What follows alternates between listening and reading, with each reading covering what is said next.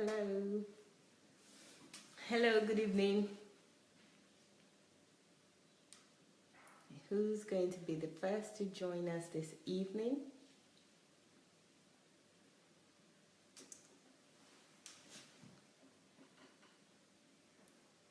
Yay, who's there?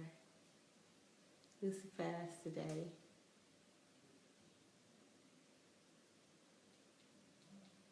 Rind, how are you? Good evening. Oluwatoyin, good evening. Good evening, Oriyami, how are you? Hello, Peace, good evening. Oluwatoyin, good evening again.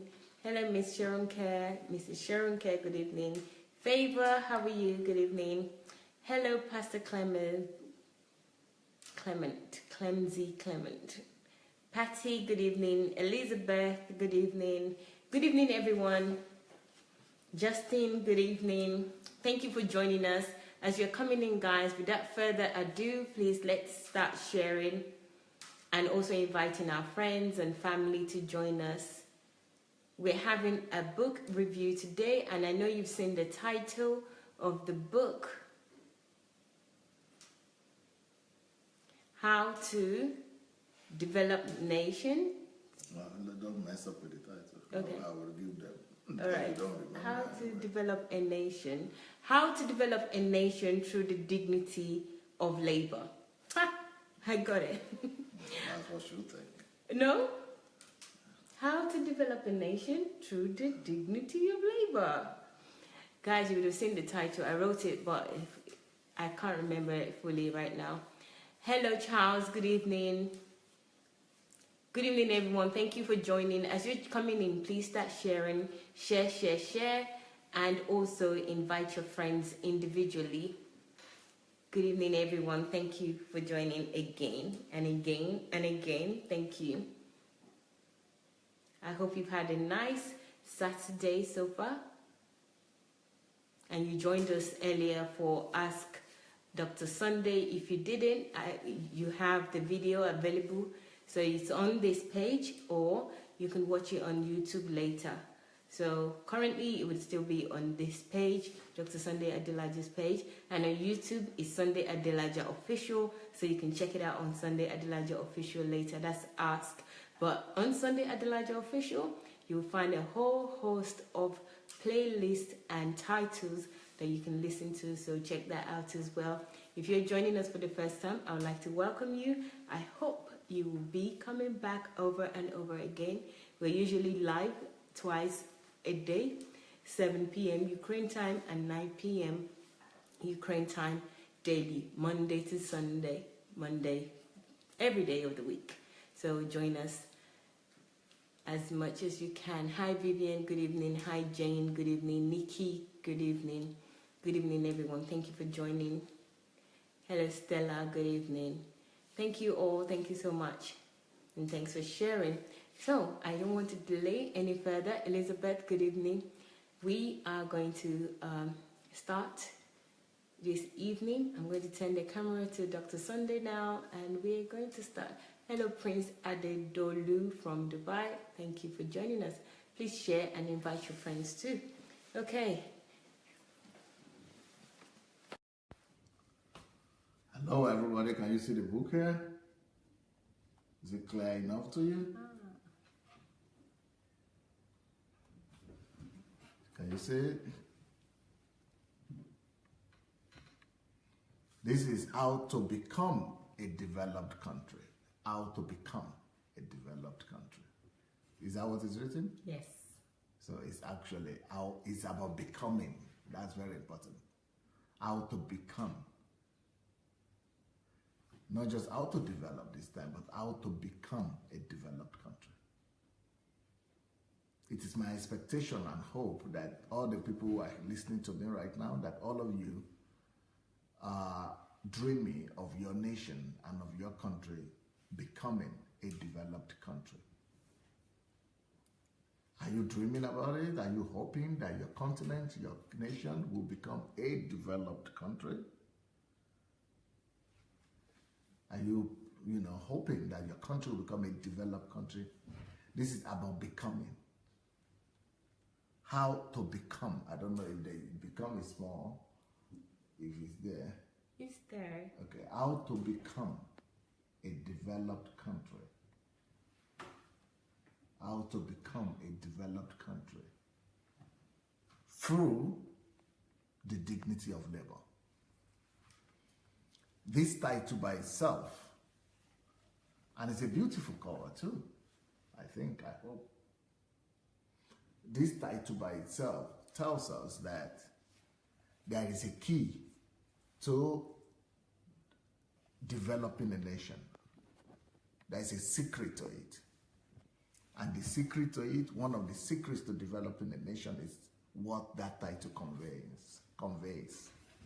How to become a developed nation through the dignity of labor. It means the dignity of labor is a major tool, instrument, key to making a country become developed, to becoming a developed nation.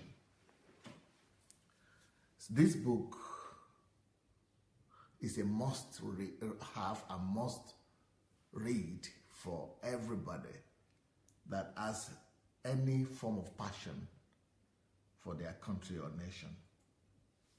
And even me, as I'm looking at this book, I'm thinking, wow, Pastor Sunday is going to touch on every topic in this world. I'm going to just write on everything and anything. It's just like people that are not even considering or thinking about. This is to reveal my passion and to see how much energy I have in me to bring out solutions and answers for my generation and for generations to come. I'm sure some of you have heard the word or the statement or the phrase, the dignity of labor. But how much do you know about it? How much do you know about dignity of labor? How much have you studied the topic? How much of that topic, how much does it speak to you? And what role do you think it plays, that is dignity of labor, what role do you think it actually plays in national development or in making countries become developed nations?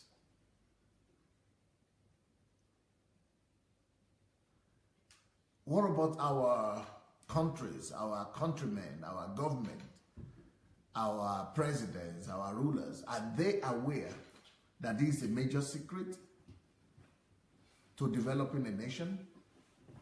Are you really sure they know this key? How many times have you heard our country people talk about dignity of labor as one of the secrets and keys that they are going to use to develop their country?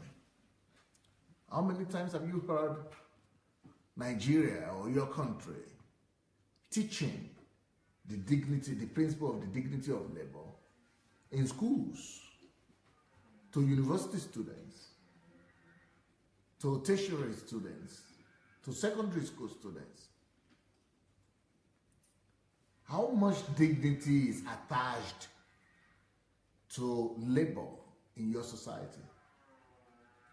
Yes, maybe some of us have noticed that there is dignity of labor in the developed countries. What do we think? Does that just happen by itself, by accident? Does that just happen because they are developed? Nothing happens by accident.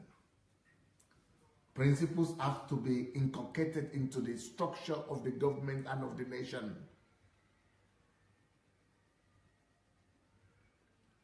Of course, this book is on Amazon already. If you put it, How to Become a Developed Nation through the dignity of labor, or just put dignity of labor and Sunday Adelaja, this book should come up on Amazon and I think on Okada as well. So how much of dignity of labor? Why is it that in some countries and countries that are developed, there is dignity of labor principle operating there without us even knowing what it's called. And without us knowing where it comes from. So what are the wrong things that our countries are emphasizing? What are the wrong values that our society is emphasizing instead of the dignity of labor?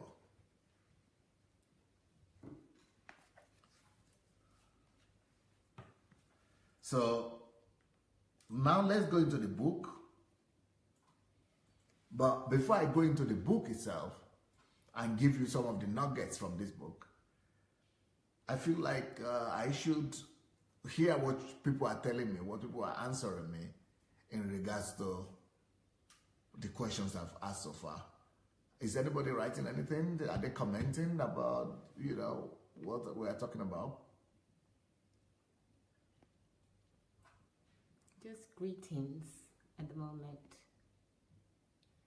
And they're asking for the volume, but it's max. That was when you were speaking because it was here. Okay. No, they're not answering yet. Okay.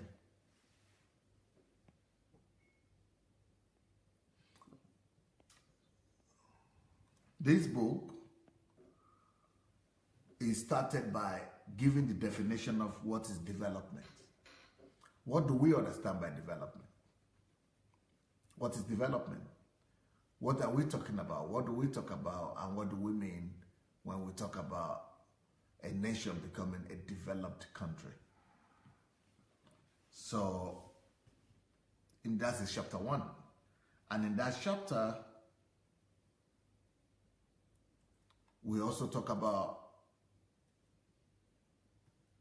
values. The value system is what is basically responsible for the development of nations. And if you have been listening to me for some time now, you are probably familiar with one of the phrases that I used to say, that peoples and nations are not developed by the wealth of by the value of their wealth. That nations are not developed by the value of their wealth, but by the wealth of their values. Let me say that again. Nations are not developed by the virtues of their wealth, but by the wealth of their virtues. Nations are not developed by the virtue of their wealth, raw materials, mineral resources, oil, gas, everything.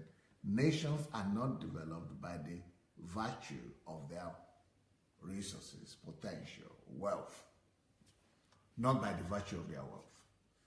So why are nations developed? How are nations developed?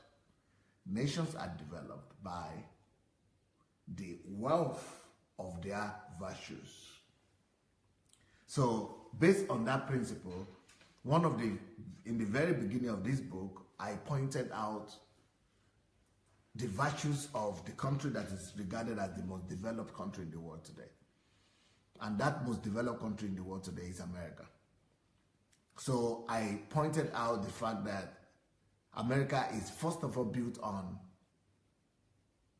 certain virtues and principles, unfortunately, that even Americans themselves might not even be aware of.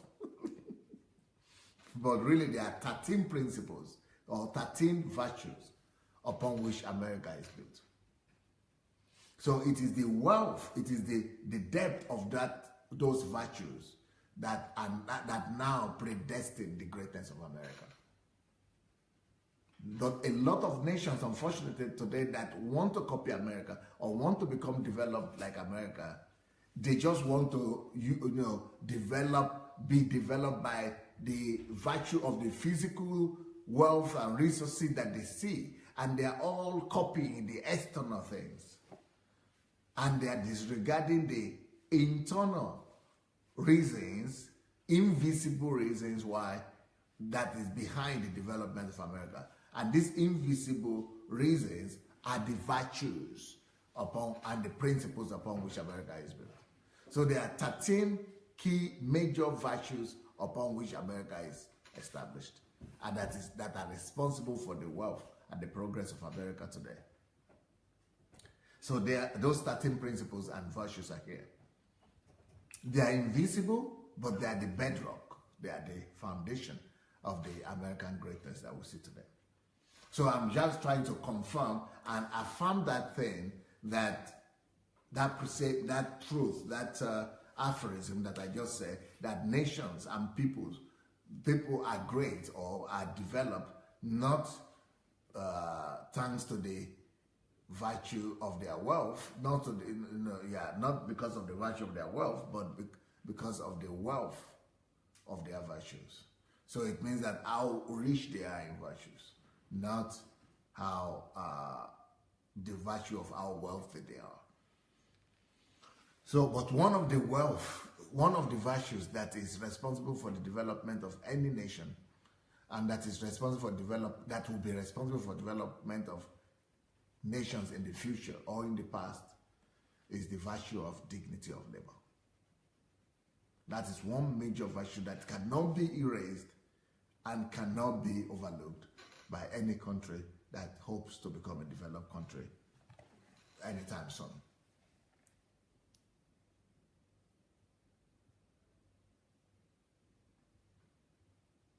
So that is chapter 1 of this book.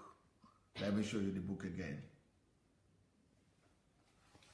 How to become a developed country, a developed nation through the dignity of labor. How to become a developed nation through the dignity of labor.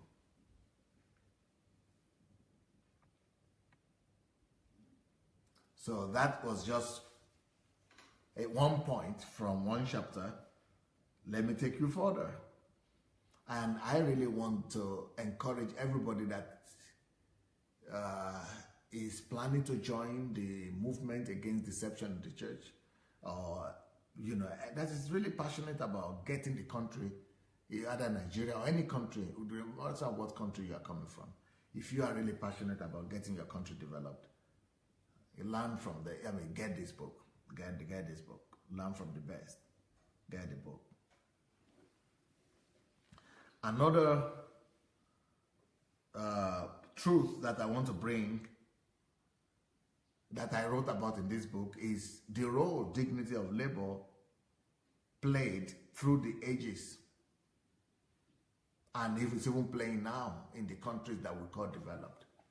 So I trace the history of other countries that have become great over the years and over the ages, both in the past and the present. And we pointed out the role of dignity of labor in fostering development of those nations. And then we also, in chapter 2, included here in the book, how to actually bring about the dignity of labor to a nation. But one of the most important part of this book is the part 2 of chapter 2 of when I spoke about the influence of the reformers on Europe. And that's when it's called, what did the concept of dignity of labor do to Europe, and what can it do to Africa and other developing nations? So that's a whole chapter over there. The concept of the dignity of labor was developed by the Protestants. The Protestants of Europe. They are totally different from the Protestants of today. And unfortunately, the Protestants of today, we preach the gospel that is not familiar with the Protestants of the past. Because the gospel that the Protestants of today are preaching, they are not capable of developing a nation. But the gospel that was preached by the Protestants of Middle Europe, they are the principle that brought about the development of European continent, and the civilization that we're all enjoying today. So for us to really, truly develop our society and nation, we must wake up the church as well. And our pulpit must get the right message correct. And we must begin to preach the message, the authentic message of the gospel that will include and emphasize the role of labor and, of course, the dignity and the culture of labor in our society. Because the culture of every nation is formed by, especially by the influence of the pulpit of that land. Whether it's pulpit, or church pulpit, or mosque pulpit, but the religion of any country plays a major role in the formation of its culture. So, and if the religion and the pulpit is preaching fallacy and the wrong concepts and wrong value systems, so those values will either be responsible for development or for regression. But unfortunately, the values that are coming from our pulpit today, they are not capable of breeding development. They are only capable of bringing repression and digression. So unfortunately, for our church, for the Church of Africa to contribute to development of the continent, we must also, first of all, change the message that comes from our pulpit. And that message must be oriented towards growth, development, civilization. And we must steer ourselves away from messages of intolerance, superstition, and religiosity. So our messages must now be principle-focused, value-based, and that's where we will be able to produce virtuous people that will be strong enough to bring about a new nation, a developed nation, and a civilized society. So let me then, in chapter 4, I mentioned one of the big changes that we must make in our pulpits and in our culture.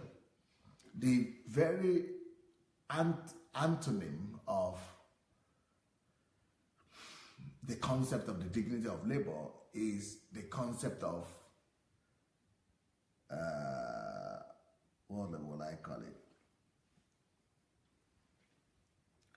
Get rich quick. Get rich quick. So the culture of get rich quick is the opposite of the dignity of labor. And that is what our pulpit is preaching and propagating today. Get rich quick. That is, maybe we don't call it that way. We might not be using that same word or language, but that's exactly what our pulpit has been propagating and promoting. It's the same thing that our society has bought into, and our society, as long as our society is being built on the culture or principle of getting something for nothing and get rich quick culture, we will never be developed. We will always be backward. So that culture of get rich quick or getting something for nothing must be replaced by the culture of dignity of labor. So that is to say that the culture that you don't need to produce, you don't need to create, that you can pray and you get what you need, that is what it means by getting something for nothing. Just go to pray, go to prayer mountains, go to churches, go and give. Instead of using your money to put it in production and building factories and industries, you give it to pastors and churches where there is no production, there is no productivity, they just build churches and properties, and you think your country will be developed? Fallacy. That whole concept of getting something for nothing must be replaced by the value of dignity of labor.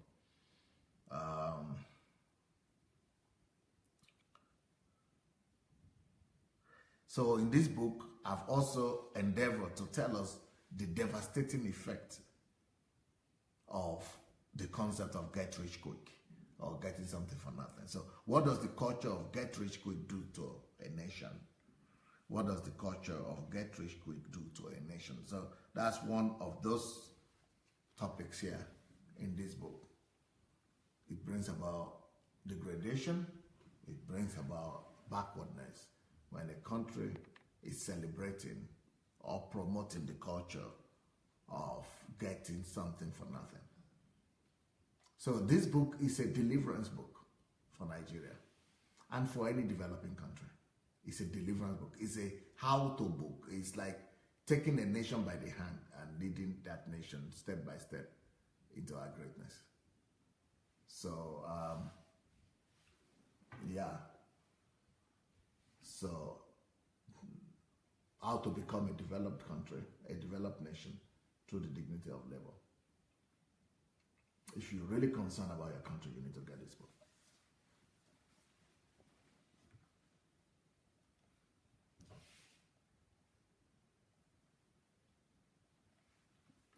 Shall I read some comments? Please. Okay. Hello everyone. Hi Wafelala. Shmuel says good flow of thought flow. That's Susanna, eh? No, Shmuel, Joshua. Okay. Good flow of thought flow there, MOG, man of God. Also consider looking through the book Why Nations Fail, the Origin of Power, Prosperity and Poverty by Darina and John. Okay, thank you, Shmuel. We must begin to preach truth against here in America too. That's Vivian that's saying that. Joy says, I'm part of the movement. Hallelujah. We have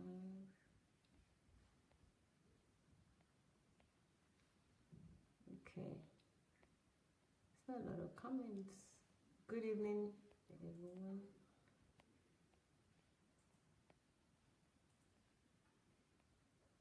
Okay, it's just greetings and now. Okay, guys. Hello, guys. Good evening. So good. Tell them how they could get the book. Okay, the book is now available on Amazon, so you can go to amazon.co.uk or .com, both or wherever you are in your country. Maybe you're in Germany, Amazon, and then Amazon is universal, just .com. yes, so amazon.com, and you can also, I believe it's also available electronically at Okada Books. So check it out as well. Okay. Okay. So another thing that this book, that we have endeavored to do in this book, is to emphasize the need for a change in the mindset of the people. That is like culture reorientation. We need a cultural reorientation as regards to labor. As things are today, it is like our pulpit, like I said, that the culture and the belief system of a country is connected to its religion or to its pulpit. So as things are today, it is like our pulpit has succeeded in selling to our society at large that labor is something negative. A lot of people actually feel that labor is suffering. And even work is regarded as something that only people who don't really have faith engage in for long. But if you really have faith that, you know, 1 day of labor is better than, you know, 1 year or 10 years of 1 day of favor is better than 10 years of labor. So they kind of play down work and downplay labor. But that is one of the things that we must change if we want to bring about national transformation in our country, if we want to bring about development. If we are dreaming that Africa will be developed one day, we must aggressively begin to propagate the reorientation of our pulpits, of the messages that come from our pulpits, and the reorientation of our society at large, that our society must not begin to downplay labor and work and hard work and diligence. Our society must be reorientated and be led to believe and to know that the only dignity that is in life comes through labor. And our society must know that there is no dignity in just being religious. There is no dignity in just, going to pray. The way to dignify a nation was invented by God himself. And that way is through hard work. It's through labor. So I wrote in this book some strategies and ways of how we could actually reorientate our whole society and give our nation a new direction that would lead to practical economic prosperity and development of our country.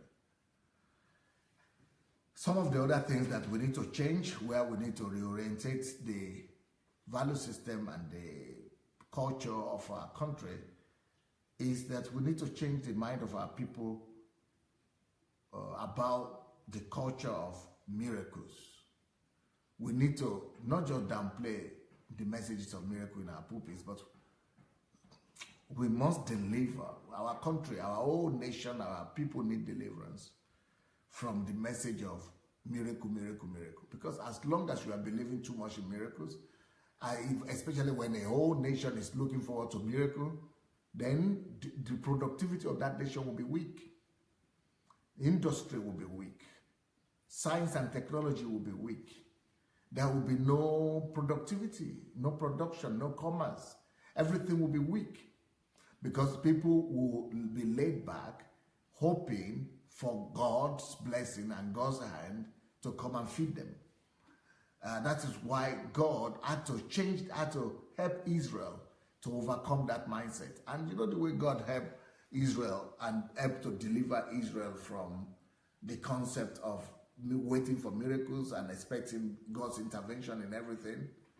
God knew that this principle is the only way to bring about development. If you want to develop a country, reorientate or change, stop the people of the nation from believing that only miracles will help them. You must, break that mindset in a country. You must break that mindset in the people that they are always expecting miracles from God. As long as a people are looking forward to somebody else or even to God as the source of their blessing, that country will never be developed. So how did God change this in regards to Israel? Because Israel, when they came out of Egypt, they were like that. They were a country like that, like Africa today. A country that is mainly looking forward to heaven and looking forward to manna to fall from above. And that was what happened. And as long as manna was coming, even though there was provision, but there was no development in Israel. There was no development. So,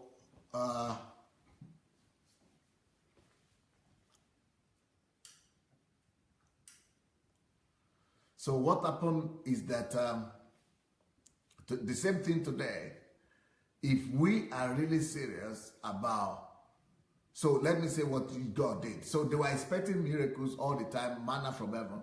The way God broke that mindset, the way God changed that mindset, and the way God really taught Israel is that he stopped all the manners, all the miracles.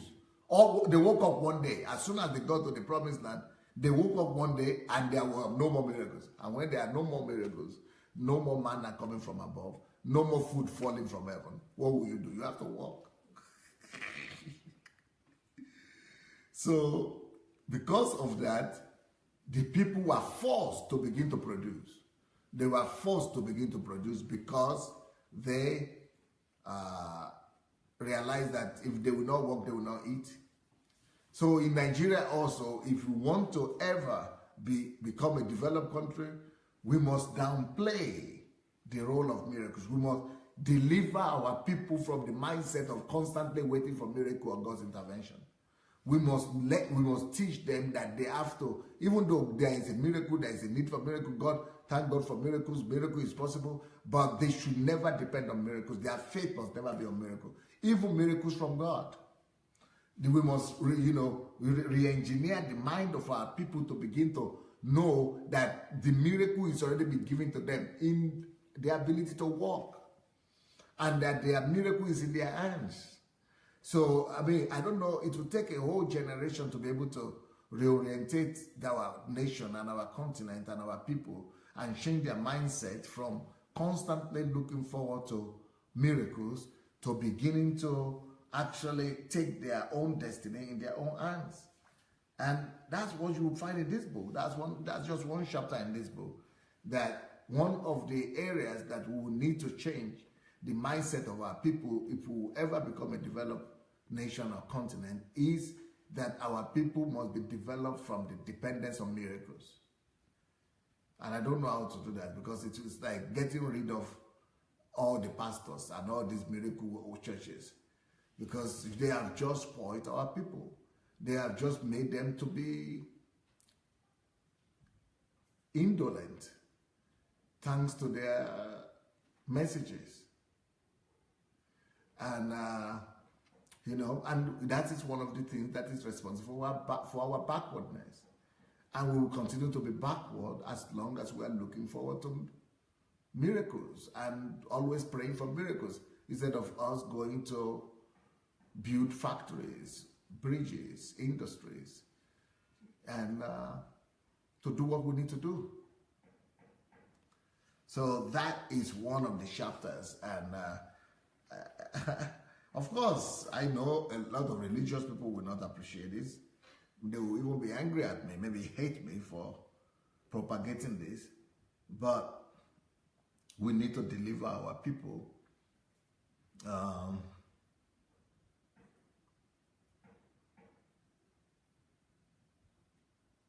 from this craze of pursuit of miracles, rather than developing dignity of labor in the mindset of the people. So we need to also teach our people, and this is one of the chapters here, that transformation, national transformation and development happens only through work and through hard work and diligence, rather than through miracles.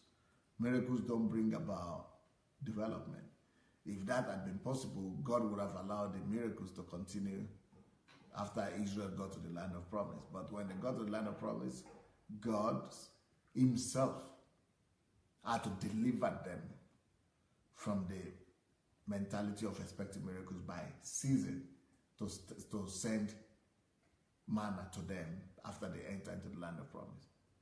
God just stopped all the miracles, stopped all the manners, so that they would no more depend on God for what they could do for themselves. But unfortunately, we are still having a country where we are mainly begging God to do for us what we could do for ourselves, instead of us doing for ourselves the things that we could easily do for ourselves.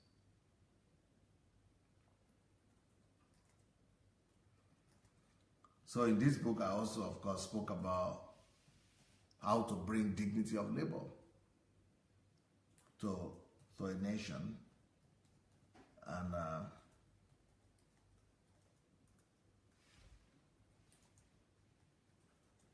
I also spoke about the benefits of work, advantages of work, because people think that work is a negative thing. So we talk about the advantages of work, the dignity that it brings. We also spoke about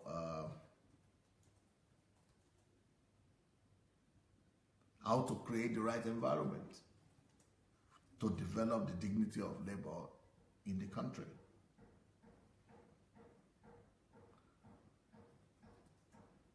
So I have examples as well of different people in Nigeria that are embracing labor, that are embracing dignity of labor. Some promising Nigerians examples are here in this book that will inspire anybody else that wants to practice and fall in love with work. So let me show you the book again.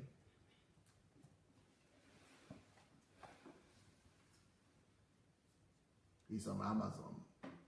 How to Become a Developed Nation Through the Dignity of Labor.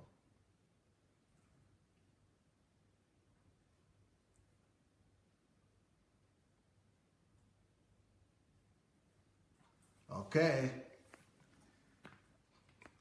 You mean nobody is commenting on what I'm... They're commenting, but it's more... It's not on the topic, huh? It's not detailed. Let me read what they have. So we have Jane says, national transformation happens through hard work and diligence rather than miracles. That's from Jane. Isaac said, hello, my teacher and mentor. Happy weekend to all members of this family, of great family of DSA. Then we have Inka that says, pastors have corrupted the members through the message emanating from their pulpits. We have Ngozi says, this is a new truth, sir. Miracle must stop happening for us to become productive. I have never seen it from Israel's story point of view. Wow. Manna has to stop falling for productivity to kick in. Not by God, but by people. Enodik says, I live in Tel Aviv right now, but I tell you, Christians are less than 20% here, and you hardly find churches anyhow. Israel is one of the most productive countries in the world today, but in Nigeria, we're waiting for God to come down from heaven and help us. Kunle says, I didn't even know that I can do what I'm doing now. I was waiting for a miracle before God used you to deliver me, sir. Emma says, when the Israelites came into the blessings, miracles ceased. Into the promised land. Yeah. Ifoma says, that's true. They had to till a desert land and turn it into green and fruits land, all through hard work. Vivian says, no more handouts. You have to work. Jane says, breaking the mindset of miracle-centered gospel and dependency syndrome. Jane again says, aggressive reorientation of our culture and the value system. Police says, DSS, I have made progress this year than any other year that have been born by just listening to you. I have 3 different companies now just by put in the work as just have told us, as you told us, yeah. Just praise God, this book will deliver many. That's Vivian that's saying that. Jane is saying aggressive, that's I read that already. Precious says, my traditional culture and value system as challenged, and I have outlined some strategies to implement. I'm grateful, DSA. That's from Precious. Precious again says, I read this book. I have never read a book full of truth and passion like this. That's Precious again.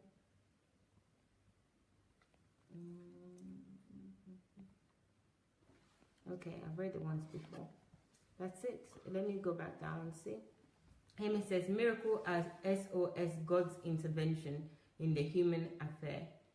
Miracles are not God's best. The blessing is.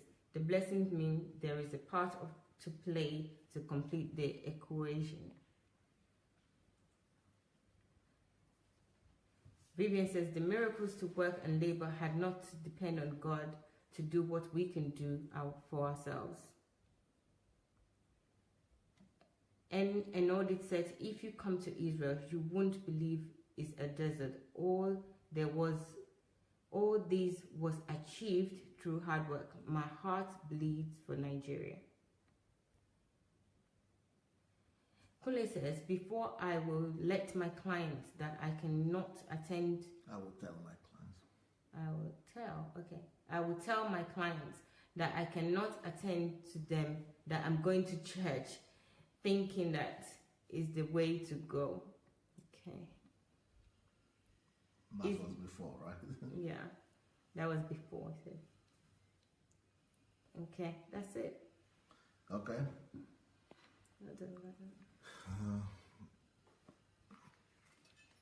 Another, if you look at this book again, a book that I think that everybody in a developed country needs to buy. Everybody in any developed country needs to buy this book. This is one of the most exciting books, I think, and we have to promote this book for our movement against deception in the church, because let's see, you will see that there is a quotation written on top of the book here, slightly. You cannot read it, right? But I will read it out for you.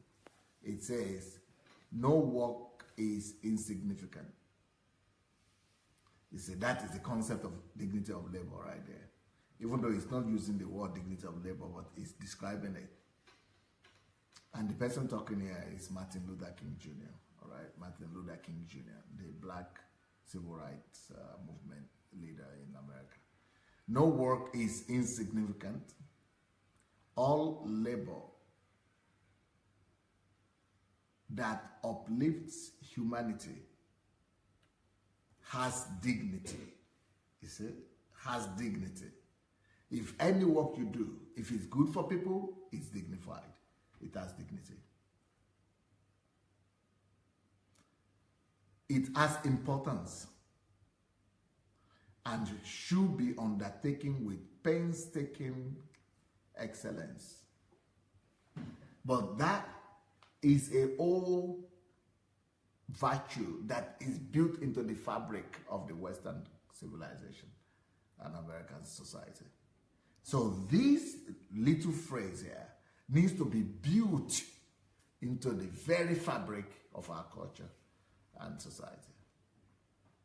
Until that happens, people will be despising one profession over the other. And they will be thinking that some professions are more respectable and are more honorable than other professions. If you come to my country, Nigeria, today, you will not be able to find any building that is well finished and that is properly built. Why? Because all our children, our young people don't want to learn skills. They don't want to work with their hands. Everybody wants to become a doctor, a lawyer, and medical doctors, engineers, and things like accountants. People don't want to work with their hands, so we don't have enough skilled labor. And the ones that are not educated, they just want to have some way to make quick money. So because of that, nothing is done well. Everything is done in a shabby way because of shallow-mindedness. And that is the roots for the backwardness of a nation. It's the root for the backwardness of a nation. So if we are going to be developed at all and ever, our government would need to pay a lot of attention to mindset reorientation. We will need to pay attention to value system entrenchment.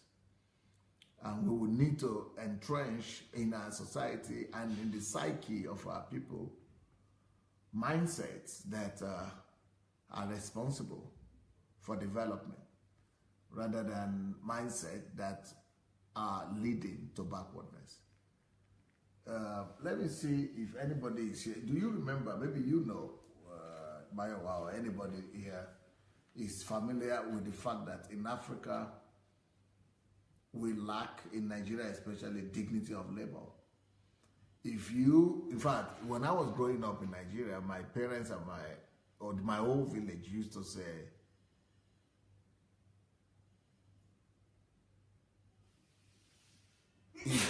if you don't work hard, if you don't study well, you are going to be I don't know, there used to be a phrase they used to say in Yoruba language that you are going to, like say, you are going to push the wheelbarrow, what do you call it? Wheelbarrow for your mate, or you are going to clean the shoes of your mate. Things like that. That is basically what they are saying. So that is, but the way they say it in such a way as if it's not a work, it's not a labor, it's not a job. As if it doesn't have any dignity at all. As if that kind of job is deprived of any form of dignity and worth. And then they also talk about the conductors, taxi conductors, as if they are gangs and bandits, and as if they don't have a profession. Almost as bad as prostitution. Because they don't dignify.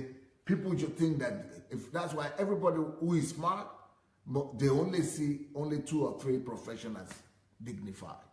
Are you familiar with what I'm saying? Yes. So, but that's why people don't want to go into those places, and even if they're there, they are looked down upon, and lawyers don't build industries. Yeah. Lawyers don't build water system. Yeah. So, because of the lack of dignity of labor, our whole nation is suffering. And everybody wants to be rich, but they don't know that any labor is what brings about prosperity if you learn to do it well. So dignity of labor. Are you familiar with this kind of talk, even though you didn't grow up in Nigeria? Yes, I am very much familiar with it. Recently, my sister told me a story as well. She wanted to be she wanted to do fashion design and something to do with design. She's in her 50s now. And she told me that our dad stopped her and said, no child of mine is going to be a tailor or in those days. So they forced her to go into go into academic things. But she's so good that she didn't even learn to do these things. She didn't go to school to learn it, but she could do anything. She could like sew anything and make shoes, make bags and all that now. But when she wanted to learn as a child, as a young person, dad was stopping her. So they only appreciated if you are a doctor, a lawyer, what's the other, engineer, and there's one more other thing. I think there are 4 professions in Nigeria that is worth talking about if you have a child. If your children are not in any of those professions, then it's not worth it for them. And yes, what Dr. Sunday was saying in terms of if you don't read your book, apparently if you read your book, you have high heel shoes. There's a Nigerian song, a Yoruba song. If you read your book, your shoe your heels will make sound. But if you don't read, then you wouldn't make sound. So those people that work hard, that have labor, they're looked down upon, like they're not good and they're useless. And even as a young person, if you want to start trading or doing something in trade, they'll just look down on you that why do you want to do that? You should be a doctor, a lawyer or something, which really messes a lot of people up because you're ashamed to really show your talents in the areas that you're really, you can really shine in. If it's not the 4 main trades or 4 main profession, rather. But I don't know, is that the same thing in the eastern part of Nigeria? Because in the eastern part of Nigeria, you have a lot of traders and a lot of merchants. But in the West, we don't have that because that's even not respected. It's not even looked at as a profession, that you are a trader. They just call them petty traders, like they just look down at them. Yeah. But in the East, there are so many. Even men are doing that. In the West, it's like if you are even a trader, maybe an old woman, just old street trader. That's how they. But for able-bodied men to do that, in Yoruba side, it's like the disgrace. So, but is it strong? Is it as strong in the East? Like you must only go to university and become doctor, lawyer. It's not as strong in the eastern part of Nigeria. Okay, that's why we have good businessmen come and tell us, and and you know, commercial work. I mean, commercial business entrepreneurs from the East, I guess. Because in the West, it's like you cannot even dream. If you say you want to trade or you want to go for apprenticeship, it's like you are crazy. Yeah, hello everyone, this is Nkiro Jimade again, Nikki for some, or for everyone. So, the problem in the East, or is there a problem? The issue in the East is that most people, they want their children to start making money. Oh, okay. They don't have time to start, you know, training them in school. At least that was what it was in my own generation. I don't know of now. So that is why mostly men, the boy children, immediately they finish, most time, even then, when I was little, primary school, is to go and find where to do apprentice, especially from Anambra State. The Igbo people, they are more like Yoruba, they go to school, but Anambra State is apprentice, you know.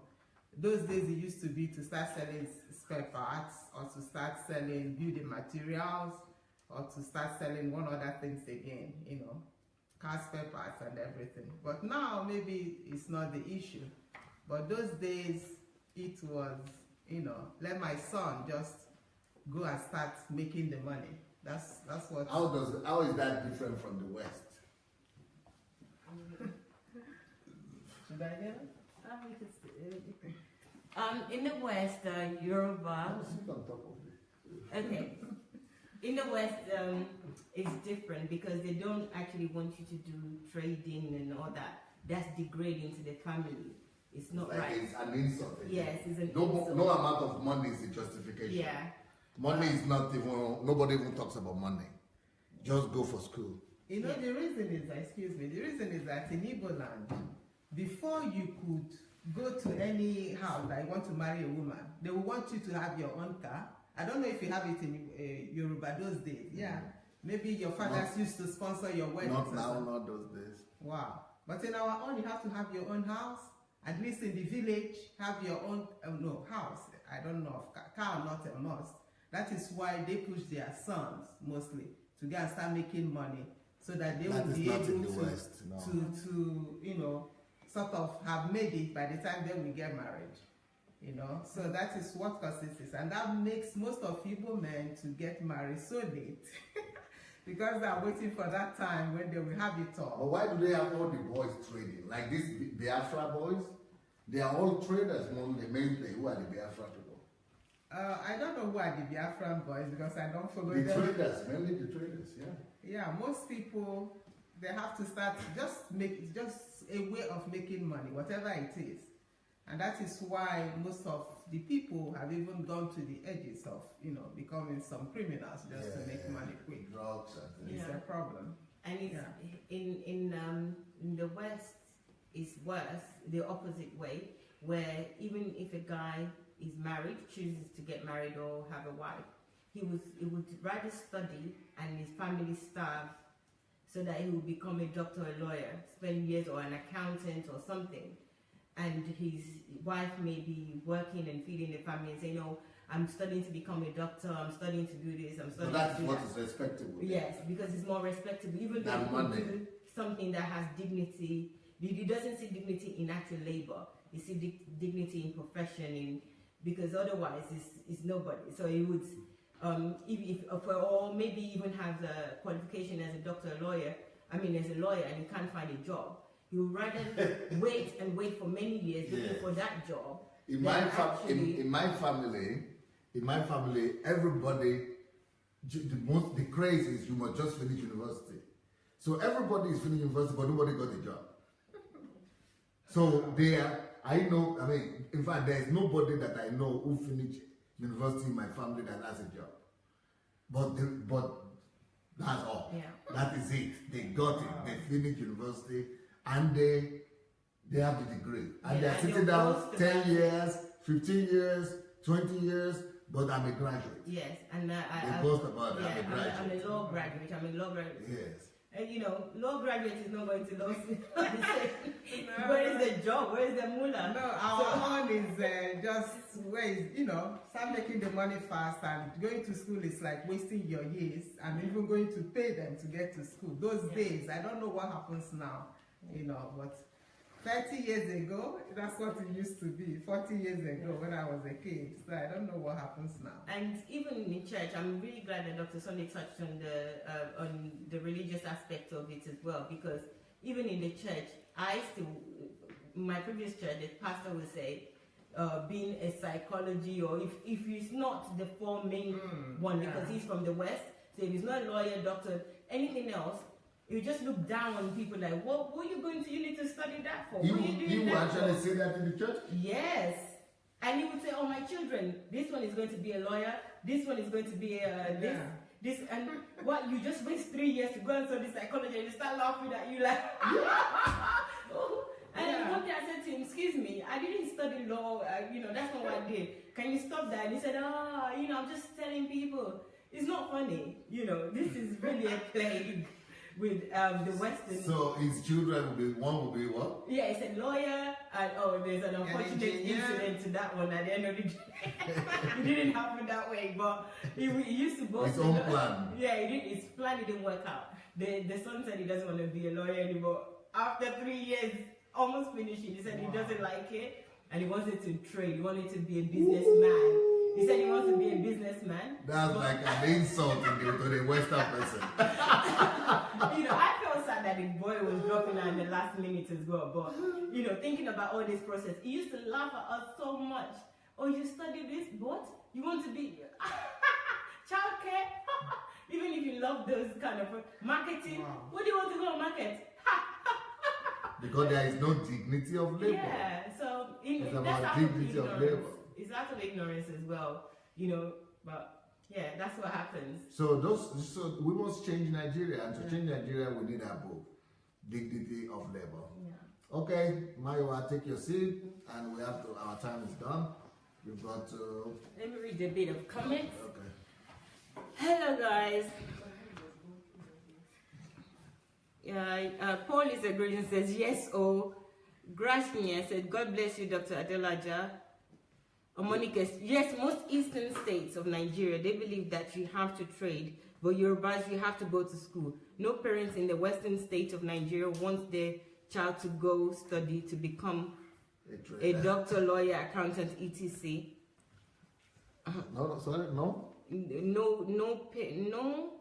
No, but that's a mistake. No parents in the western state of Nigeria wants their child to go study to become a doctor. I think it's the opposite. Is the opposite, yes. All parents. All parents. Yeah. Say that again. Read that again. All parents in the western state of Nigeria wants their child to go study to become doctor, lawyer, accountant, etc. Laugh out loud.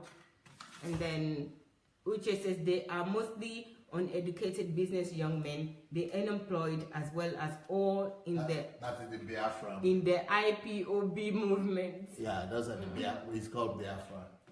And it says in Germany there are jobs that are worse than hawking things on the street, being a bus conductor, etc. But they so much value them, see, and there is dignity of labor there. And they work with every amount, passion and commitment. These jobs are so much respected in level of government.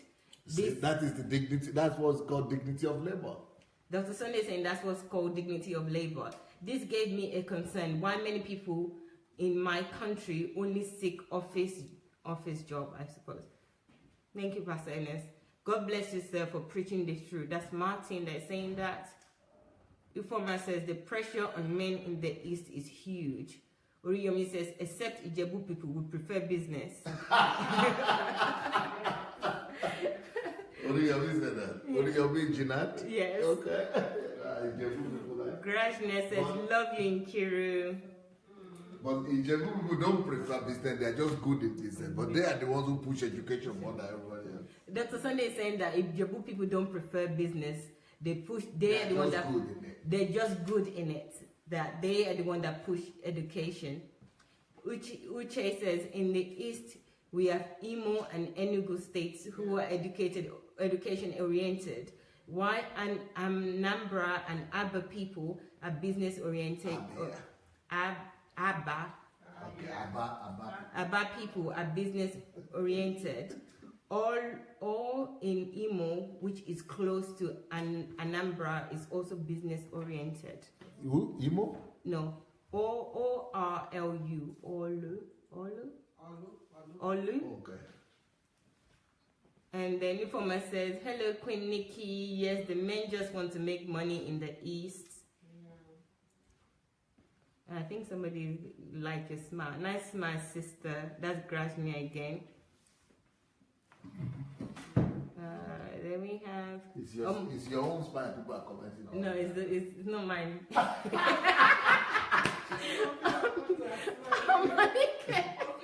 Amanike says, yes, in Nigeria, mostly in dropouts. Yes, in Nigeria, mostly in dropouts. That mostly is dropout that normally do all the tailor, mechanic, carpenter, etc. That's like an insult. Adela says, when I decided to do fine art, it did not go down well at all. They used to make jest of me that who cannot draw. Someone get me a pencil. Yes, that's what some parents say. Who cannot draw? You think that, why would you go and do that? My pastor says that as well. Why did you go to school to Or you say you're doing food technology. What? To cook rice? And there is a better Adun Kokoka. Oh, that's the song. Batarea Dun Kokoka. Yeah, that's right. Thank you, Paul. Florence says hello. Taylor, yes we are. Ola says you are either a doctor, lawyer, or disgraced. Wow, disgrace. Or disgrace to the family. Baba lawyer, yeah. You know that? Baba lawyer. How do you know? That's what they do. At least with the girls before they start. Yeah. Ah. If the girls are going to school, lawyer, engineer, doctor. Okay. Ishe Logun Ishe by J.B. Odunjo. That's Paul as well. Martin Mola, I don't know. No dignity of labor. They see it as job for illiterates. That's another saying that. Akobata. Anthony says Akobata. Yeah, that's what they call you if you don't go to school. Mindset reorientation. That's Oluwatoyin that is saying that.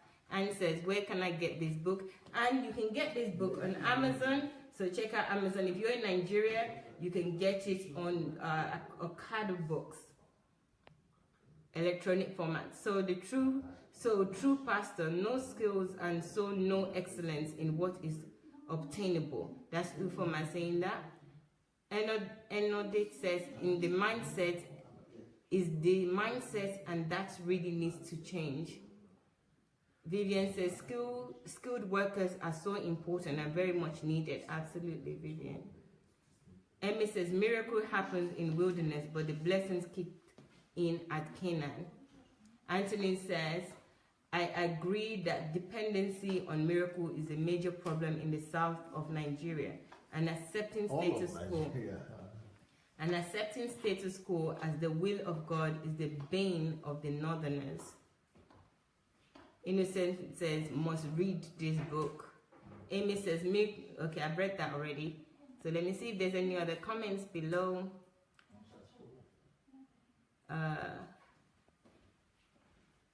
Now, wow, I have a hard time getting here first. I don't try.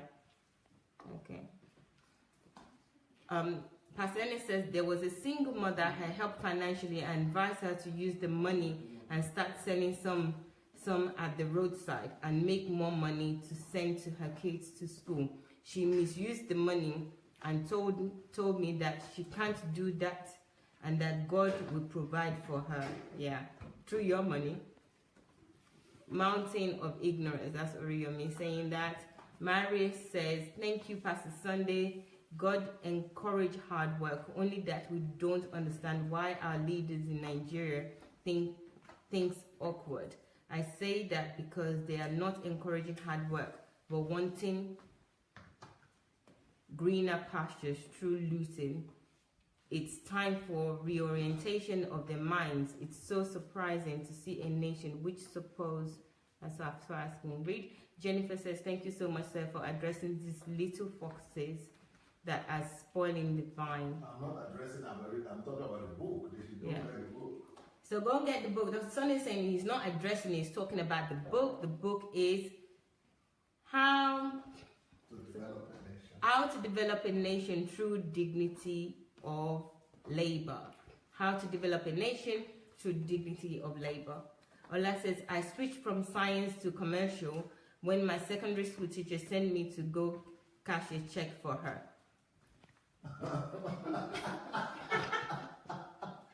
I don't really get that, but in West, it is a fallout of colonial rules where some our forefathers that worked with whites saw the opportunities created by systems where they will become so-called Oga. It is this mindset that West is still using today. Ngozi said it's now the same mindset in the East now as in West. There's now pride in having many graduates in Eastern Nigeria. Okay, I think I've read all the comments. Monica says, thanks so much for teaching DSA. Akajaris, this is great eye-opening, great message.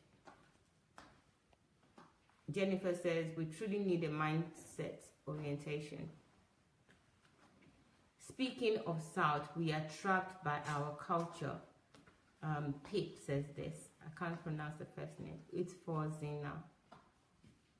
This book is on Amazon.co.uk with Kindle version. Daniel has put the price as well on there. Please go and purchase yours. Thank you guys. We're back in. Are we okay to? Yes, we're back in 45 minutes. Please join us. We're continuing the title or the series on Is Your Church a Cult or Not? Please join us at 9 p.m. Kyiv time. We'll see you. That's in actually 47 minutes. So see you again soon. Take care. Bye.